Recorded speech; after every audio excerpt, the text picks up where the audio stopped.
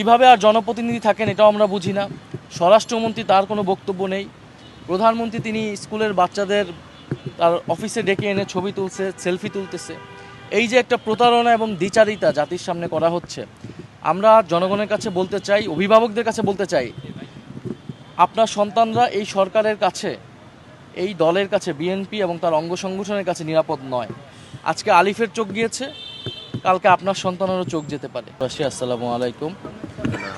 আপনারা শুনলেন ডক্টর আব্দুল আহাদের কাছ থেকে তার বর্তমান মেডিকেল অবস্থা। যেই চোখে আঘাতপ্রাপ্ত হয়েছে সেই চোখে দৃষ্টি নেই, দৃষ্টি আসার সম্ভাবনাও ক্ষীণ, চোখটি নষ্ট হয়ে গিয়েছে।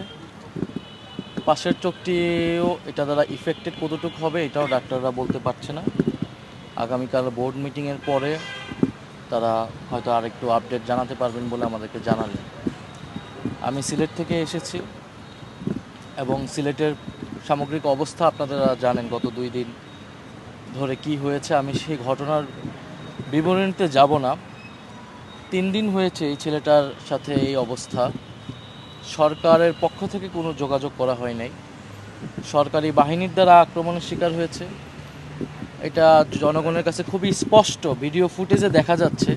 হবিগঞ্জ সদর থানা ছাত্রদলের সদস্য সচিব সে আক্রমণ করছে এবং আরও সাথে আমরা মামলাও দিয়েছি অনেকের নামে। কোনো সাংগঠনিক ব্যবস্থা নেওয়া হয় নাই, কোনো আইনগত ব্যবস্থা নেওয়া হয় নাই। অর্থাৎ সরকার একটা বার্তা দিল যে এই সরকারের যারা পৃষ্ঠপোষকতায় আছে সন্ত্রাসী বাহিনী, ছাত্রদল, যুবদলের নামে, তারা চাইলে যে কাউকে দিনে দুপুরে আক্রমণ করতে পারে, মেরে ফেলতে পারে, চোখ উপড়িয়ে নিতে পারে এবং তার কোনো বিচার এই দেশে হয় না।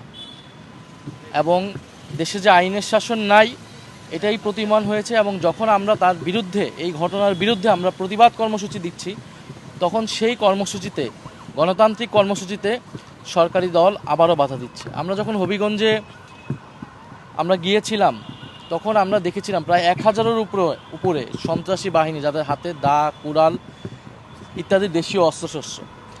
আপনারা সাম্প্রতিক সময়ে অনেক ভাষা এবং সভ্যতা, ভদ্রতার কথা শুনবেন যে এগুলার সবক দেওয়া হচ্ছে। অথচ একটা সভ্য সমাজে এটা কল্পনাও করা যায় না যে এখানে বিরোধী দলের প্রতিনিধিরা গিয়েছে, সেখানে তাদেরকে ঠেকাতে, তাদেরকে আক্রমণ করতে 1000 মানুষ, সন্ত্রাসীরা এসেছে দেশীয় অস্ত্রশস্ত্র নিয়ে এবং পুলিশ কিছুই করছে না। ফলে এই হচ্ছে দেশের সামগ্রিক চিত্র। এখানে ঢাকা শহরে বসে সংসদে অনেক সুন্দর সুন্দর ভালো ভালো কথা বলে সরকারি দলের এমপিরা, তাদের এলাকায় গেলে আসল চরিত্রটা আসলে বোঝা যায় এবং এলাকায় গেলে এলাকাবাসী আমাদেরকে সেই কথাটা বলে। এবং জিকে গৌসের যে অনুসারী, যেই ছেলেটা এই ছেলেকে আক্রমণ করলো, সার্জিস আলমের গাড়িতে আক্রমণ করলো, তো উনি তো জনপ্রতিনিধি হিসেবেই আর থাকার কথা না। অন্য কোনো গণতান্ত্রিক দেশ হলে এতক্ষণে তিনি ক্ষমা চাইতেন এবং পদত্যাগ করতেন, অথবা দল থেকে তাকে বহিষ্কার করে দেওয়া হতো। তো তিনি কিভাবে আর জনপ্রতিনিধি থাকেন এটাও আমরা বুঝি না। স্বরাষ্ট্রমন্ত্রী তার কোনো বক্তব্য নেই। প্রধানমন্ত্রী তিনি স্কুলের বাচ্চাদের তার অফিসে ডেকে এনে ছবি তুলছে, সেলফি তুলতেছে। এই যে একটা প্রতারণা এবং দ্বিচারিতা জাতির সামনে করা হচ্ছে, আমরা জনগণের কাছে বলতে চাই, অভিভাবকদের কাছে বলতে চাই, আপনার সন্তানরা এই সরকারের কাছে, এই দলের কাছে, বিএনপি এবং তার অঙ্গ সংগঠনের কাছে নিরাপদ নয়। আজকে আলিফের চোখ গিয়েছে, কালকে আপনার সন্তানেরও চোখ যেতে পারে। কারণ এই সন্ত্রাসী বাহিনীকে যদি প্রতিরোধ করা না যায়, তারা পুলিশ মানে না, তারা বিচার মানে না, কোনো কিছুই তারা মানে না। ফলে আপনার সন্তানেরও চোখ, আপনার সন্তান এই সরকারের কাছে, এই সরকারি বাহিনীর কাছে নিরাপদ নয়। এবং সারা দেশের যে আইন শৃঙ্খলার অবনতি, এটা শুধু সিলেট নয়, সারা বাংলাদেশে কুড়িগ্রাম সহ আমাদের আজকে সাভারেও, আজকে কেরানীগঞ্জে বাধা দিচ্ছে আমাদের কর্মসূচিতে। সারা বাংলাদেশে এনসিপি, ছাত্রশক্তি, যুবশক্তির কর্মসূচিগুলোতে বাধা দিচ্ছে, আক্রমণ করছে। ফলে এটা দিয়ে সরকার এটাই বার্তা দিচ্ছে যে এখানে কোনো বিরোধী মতের জায়গা সরকার করতে দিতে চায় না। আলিফ আমাকে একটা কথা বলেছে যে কাঁটা গলায় বিঁধে যাওয়ার আগেই কাঁটাকে তুলে ফেলতে হয়। বিঁধে যদি যায় তাহলে অনেক ক্ষতি হয়, অনেক কষ্ট হয়। বিগত 16 বছর যে কষ্টটা আমাদের হয়েছে।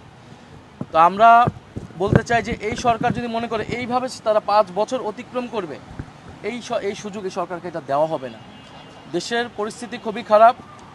দেশের 70% জনগণের যে রায়, সেই রায়কে অস্বীকার করে একটা সরকার ক্ষমতায় টিকে থাকতে পারে না। টিকে থাকতে হলে অবশ্যই তাকে দমন পীড়ন নির্যাতন নিপীড়নের মাধ্যমে টিকে থাকতে হয়, যেটা আমরা বিগত শেখ হাসিনা সরকারের সময় দেখেছি। এবং আপনারা দেখবেন যে আজকে পেট্রোবাংলা বলেছে যে গ্যাসের দাম বৃদ্ধি করা হবে 16 টাকা থেকে 25 টাকা, বিদ্যুৎ কেন্দ্রের যে গ্যাস এবং যানবাহনের যেই গ্যাস সিএনজি সেটা আপনার 42 থেকে 65 টাকা করা হবে। এই সরকার মাত্র 5 মাসে, বলে না যে 5 মাসের সরকার, 5 মাসে এসে দফায় দফায় তারা জ্বালানির দাম বৃদ্ধি করেছে, সিলিন্ডার গ্যাসের দাম বৃদ্ধি করেছে, বিদ্যুতের দাম বৃদ্ধি করেছে, এখন গ্যাসের দাম বৃদ্ধি করছে এবং কয়েকদিন পরে আবাসিক এলাকায় যে গ্যাস সেটার দামও বৃদ্ধি করবে। মানুষের বাসায় এমনি গ্যাস পাচ্ছে না, গ্যাস নাই, কিন্তু তাকে প্রতি মাসে ঠিকই বিল দিচ্ছে হচ্ছে। এখন আপনি যখন এই বিদ্যুৎ কেন্দ্র এবং যানবাহনে গ্যাসের দাম বৃদ্ধি করবেন, এটার ইফেক্ট সারা দেশে পড়বে, দ্রব্যমূল্যের দাম বৃদ্ধি পাবে, কলকারখানা বন্ধ হয়ে যাচ্ছে, ব্যবসায়ীরা কেউ ওই দেশে ইনভেস্টমেন্ট করতে চাচ্ছে না এবং ব্যবসায়ীদেরকেও একদিকে তারা বিদ্যুৎ পাচ্ছে না, অন্যদিকে প্রশাসনের লোকেরা, এনবিআরের লোকেরা এবং দলীয় যারা সরকার দলীয় চাঁদাবাজরা তারা যে তাদেরকে হয়রানি করছে। এই যখন সামগ্রিক দেশের পরিস্থিতি, সন্ত্রাস, চাঁদাবাজ এবং দখলদারিত্ব চারিদিকে ছেয়ে গিয়েছে, 12টা প্রতিষ্ঠানে দলীয় লোককে বসিয়েছে, ইলেকশন কমিশন থেকে শুরু করে 12টা প্রতিষ্ঠান, মানে বাংলাদেশের কোনো নজিরই নেই। পদবঞ্চিত নেতাদেরকে মূল্যায়ন করার জন্য তারা রাষ্ট্রকে ব্যবহার করছে, সরকার যন্ত্রকে ব্যবহার করছে। তো এই 5 মাসে সরকারের এই যে আসল রূপ চরিত্র আমরা দেখতে পাচ্ছি, অগণতান্ত্রিক চরিত্র, সন্ত্রাসী চরিত্র আমরা দেখতে পাচ্ছি। তো এইটা জনগণের সামনে উন্মোচিত হয়েছে হবিগঞ্জ এবং সিলেটের ঘটনায়।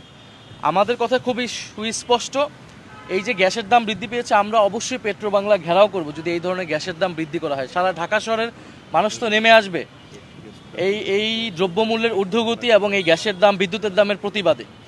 এবং সরকার যদি মনে করে যে তারা এইভাবে দেশ পরিচালনা করবে, এটা সম্ভব না। প্রধানমন্ত্রী তারেক রহমান দেশ চালাতে অলরেডি ব্যর্থ হয়েছে, দল চালাতে অলরেডি ব্যর্থ হয়েছে। তৃণমূলের নেতাকর্মী যারা নিজে নিয়ন্ত্রণ করতে পারে না, নিজের দল যে পরিচালনা করতে পারে না, তার পক্ষে এই 18 কোটি মানুষের দেশ পরিচালনা সম্ভব না। গণ অভ্যুত্থানের আকাঙ্ক্ষায় দেশকে পুনর্গঠন করা সম্ভব নয়।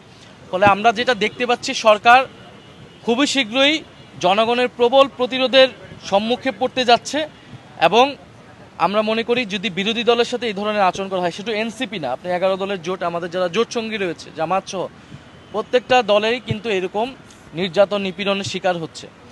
ফলে আমরা বলবো যে সরকার এই যে কিশোর আলিফ, অবশ্যই তার ক্ষতিপূরণের জন্য সরকার এখন কিছুই বলে নাই। সরকার থেকে আমরা আসলে আর প্রত্যাশাও করি না, বিচারও প্রত্যাশা করি না, ক্ষতিপূরণও প্রত্যাশা করি না। সরকার আলিফের সাথে নাই, এদেশের কিশোর তরুণদের সাথে নাই, তাদের চোখ উপড়ে ফেলাই এই সরকার বাহিনীর কাজ। কিন্তু আমরা মনে করি সারা বাংলাদেশের জনগণ, গণ অভ্যুত্থানের জনগণ কিশোর আলিফের সাথে আছে এবং আমাদের এই যে বিরোধী দল যে আন্দোলন, সে আন্দোলনের সাথে আছে। আমরা আপনাদের উদ্দেশ্যে এটাই জনগণকে এই বার্তাটাই দিতে যাচ্ছি যে জনগণ যাতে প্রস্তুত হয়, আমরা এই সরকারের এই ধরনের সন্ত্রাসী এবং দমনপীড়ন আচরণ কোনোভাবেই মেনে নেব না।